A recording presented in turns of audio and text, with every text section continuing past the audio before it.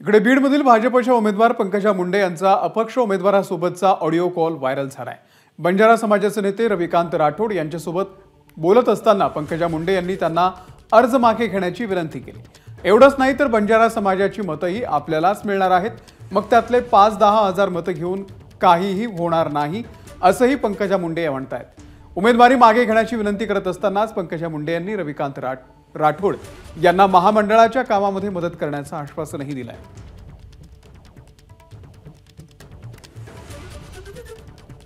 तर पंकजा मुंडे आणि रविकांत राठोड यांच्यामध्ये नेमका काय संवाद झालाय आपण ऐकूयात।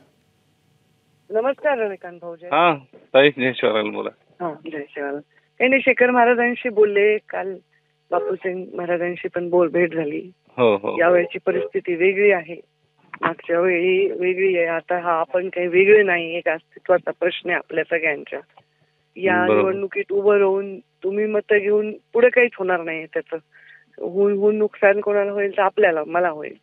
तुम्ही समजदारीने हा विषय करावा। मी तुमचा हे निर्णय लक्षात ठेवीन आणि तुम्हाला सोबत घेईन आणि तुम्हाला जे शब्द माझ्या अवकाटीचे जे सगळे विषय ते मी तुमच्यासाठी पाठीमागे उभे राहीन।